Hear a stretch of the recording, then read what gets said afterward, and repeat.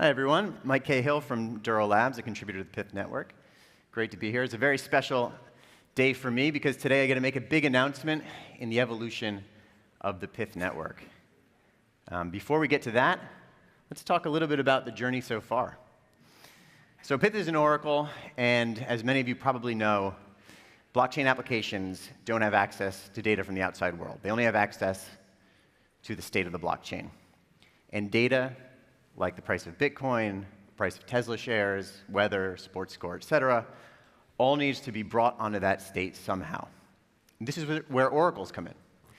They update the blockchain state with exogenous data. And that data needs to be trustworthy.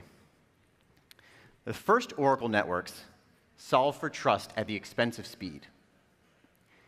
They were Rube Goldberg constructions that scraped data from the internet, averaged it together, and then published to the blockchains sometime later. This was okay for first-generation DeFi, like lending protocols on slow blockchains, but would never work for high throughput, like on-chain perps on fast blockchains.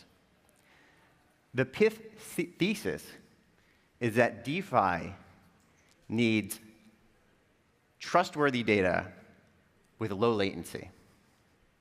The idea behind Pyth was to create a data economy where publishers are incentivized to publish directly onto blockchains and cut out middlemen. This removes any doubt on whether they have the appropriate ability to publish and licensed, and also cuts out all that excess latency. Along the way, there have been 3 proof points to determine whether or not this thesis is correct. So the first proof point is, will enough publishers join to overcome the cold start? Number 2, if so, can Pyth stand out in a competitive oracle market? Will people choose Pyth over other oracles? And finally, will apps integrate Pyth if it's using a differentiated type of integration? All right, so let's jump into this. First one, can we amass enough publishers into the network to overcome the cold start?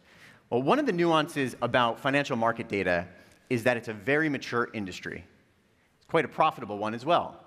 In 2022, $6.5 billion in revenue was spent at the top 6 exchanges. 20% of the revenue is the top 6 exchanges for financial market data. So you can't just go up to an industry that's worth $6.5 billion and say, hey, I've got an idea.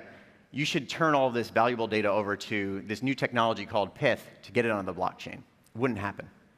So you have to find different sources to give you the same comprehensive coverage. So where do those different sources come from for Pyth? There are 2 big groups that have data that don't currently monetize most of it. Obviously, large exchanges monetize a lot of it, but large exchanges without trading firms or without traders have no data. It's very intuitive. Market data is simply the bids and offers with which traders want to trade and the prices where they just executed. So trading firms have troves of data. They've never monetized it before. So this was cohort number 1 of the types of people that could provide data to a Pyth network. And number 2 is small exchanges. Generally, large exchanges are the ones that monetize. So this ended up forming the foundation of the first set of publishers to the Pyth network. And the idea has taken off.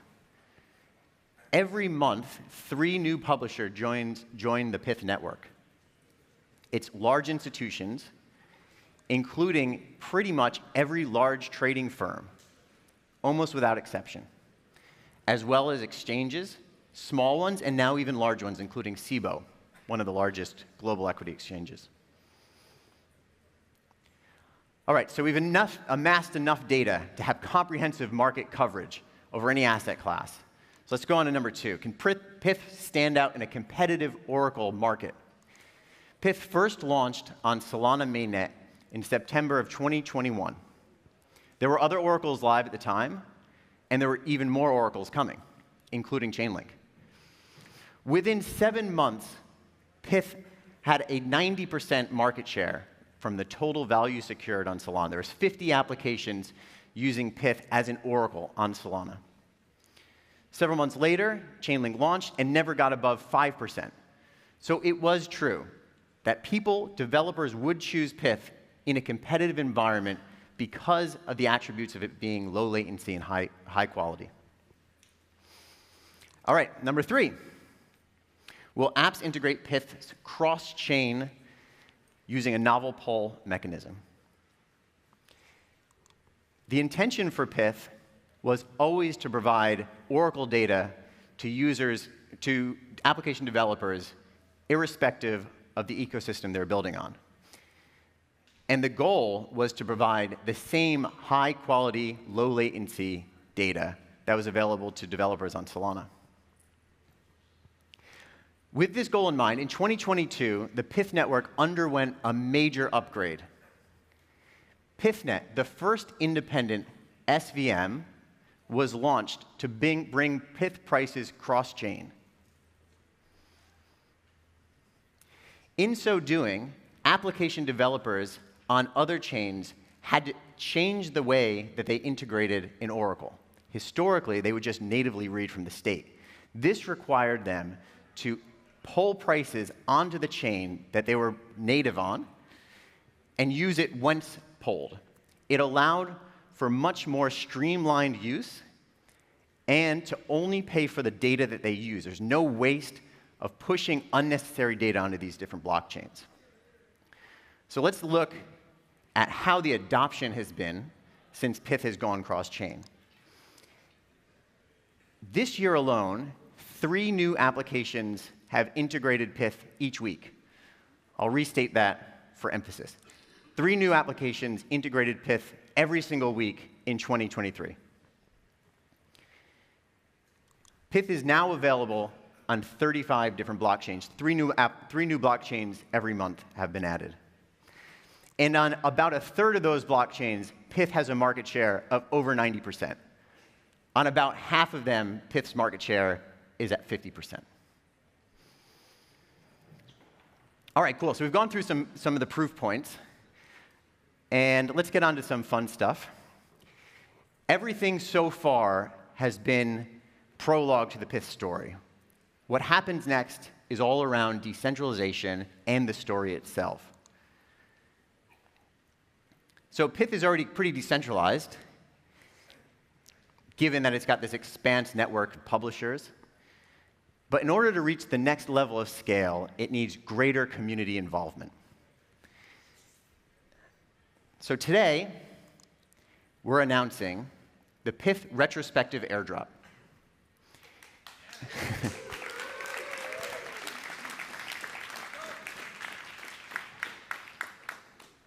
The Pyth retrospective airdrop will reward users of applications powered by Pyth on 35 different blockchains. It's a retrospective airdrop, so the observation period has ended. But today, you can go to the website, airdrop.pyth.network, put in your wallet address on any of the different blockchains where applications are powered by Pyth, and determine whether or not you're eligible. There are 75,000 unique wallets that will be eligible on 35 blockchains. This is the largest cross-chain usage airdrop we know of. Eligible users will receive Pyth tokens, which are SPL tokens and will live on Solana mainnet. If during the part of the process you don't have a Solana wallet, you'll be able to add one, and you'll be able to claim your Pyth tokens gaslessly. OK, so what's next? So the next part of the process is to have the community run governance. Community is going to have to establish the governance. The first thing it will decide is whether or not it will be a governance based on councils and elected representatives. Perhaps it'll be based on single token votes. This is very important to get right because the application will be controlled by governance, a truly decentralized Oracle. Governance will have total control, and here are some of the features that are important to be used. Determining the size of the update fees. So in that model I described to you, where prices are published to other chains, each one of those deliveries contains a fee today. That fee is set at a nominal value of 1 way, very small. There's about 2 million transactions per day, fee-paying transactions per day, that go to other chains. Number 2, determining the reward distribution for publishers. There's a reason why the 100 publishers, nearly 100 publishers, have chosen Pyth. It's important to make sure that only novelty is rewarded within the Pyth network. Free riders don't have a chance to exploit, and we can continue to see a growth from hundreds to thousands of publishers join the network.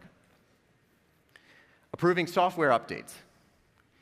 2 months ago, Duro Labs introduced the Perseus upgrade, which increased the frequency with which Pyth prices are delivered on-chain by a factor of 2 and decreased the gas costs by up to 90%. Determining what products to be added. There's 350 symbols on Pyth today. 25% of them are real-world assets. The remainder are crypto. There is really no limit to the types of assets or the assets themselves that can be added, given the diversity of the publishers. Determining how publishers will be permissioned and for which symbols they'll be permissioned. The higher the number of publishers they have for each symbol, the more robust those feeds are. And yes, if governance decides it, there can be a grants program to expand the community even further.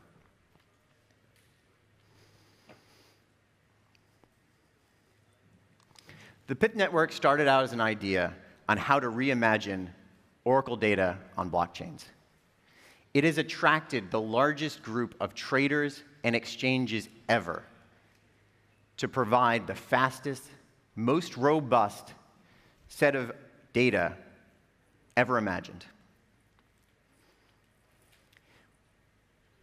It's expanded to become an ecosystem of 100 publishers, over 200 applications, 35 different blockchains. And today, we've announced the largest cross-chain usage airdrop. I'd like to invite you to join the community that's building the infrastructure for the future of DeFi. Thank you.